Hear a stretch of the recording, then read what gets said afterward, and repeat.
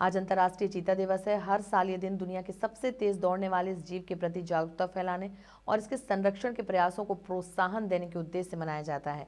यह दिन विशेष रूप से चीतों की कम होती आबादी और उनके प्राकृतिक आवासों की रक्षा के महत्व को रेखांकित करता है। चीतों का प्राकृतिक पर्यावरण में होना पारिस्थितिक संतुलन बनाए रखने के लिए बहुत महत्वपूर्ण है, क्योंकि वे खाद्य श्रृंखला के शीर्ष पर रहते हैं और जैव विविधता को बढ़ावा देते हैं। आज के दिन कूनो नेशनल पार्क में बसाए गए चीतों में से 2 वायु और अग्नि को खुले जंगल में छोड़ा जाएगा। इसी के साथ कूनो वन मंडल की सभी रेंजों में स्थानीय समुदाय और अधिकारियों के सहयोग से रैलियों का भी आयोजन किया जाएगा। इनका उद्देश्य चीतों के संरक्षण के महत्व को जन जन तक पहुंचाना है। सीएम डॉक्टर मोहन यादव ने भी इस दिन की बधाई दी है। मुख्यमंत्री मोहन यादव ने अंतर्राष्ट्रीय चीता दिवस पर कहा, मुझे खुशी है कि मध्य प्रदेश हमारे वन्य जीवों के लिए देश में एक आदर्श स्थान है। पिछले 2 दिन में हमने टाइगर रिजर्व पार्क के लिए स्वीकृति देना शुरू कर दिया है। बहुत जल्द माधव टाइगर पार्क के लिए स्वीकृति देने जा रहे हैं। प्रधानमंत्री मोदी की प्रेरणा से हमने चीतों को अन्य महाद्वीपों से लाकर यहां बसाने का अभियान शुरू किया है। मुझे संतोष है कि मध्य प्रदेश में उनका परिवार फल फूल रहा है। हमें उम्मीद है कि यह प्रयोग आगे बढ़ेगा और हम अन्य राज्यों को भी इस प्रयोग का हिस्सा बनाएंगे। मैं चीता दिवस पर सभी को बधाई देना चाहता हूं।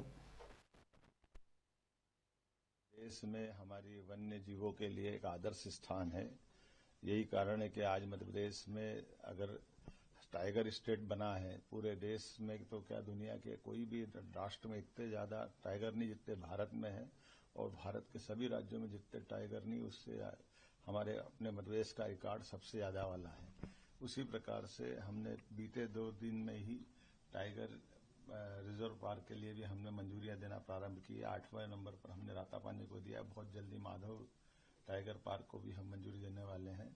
लेकिन एक और बड़ी बात है, हमारे बीच हमारे जंगलों के अंदर ये चीता जो लगभग 100 साल पहले से विलुप्त हुआ था, बल्कि मध्य प्रदेश तो क्या और देश तो क्या बल्कि एशिया से विलुप्त हुआ है। ऐसे हमारे प्रधानमंत्री की प्रेरणा से हमने अन्य महाद्वीप से ला करके अपने यहाँ इस प्राणी को पुनर्बसाने का जो अभियान चालू किया है, मुझे संतोष है कि मध्य प्रदेश में वो उनका परिवार फल फूल रहा, बढ़ रहा है। नई जनरेशन उनके आगे आंखें खोलकर आगे बढ़ रही है।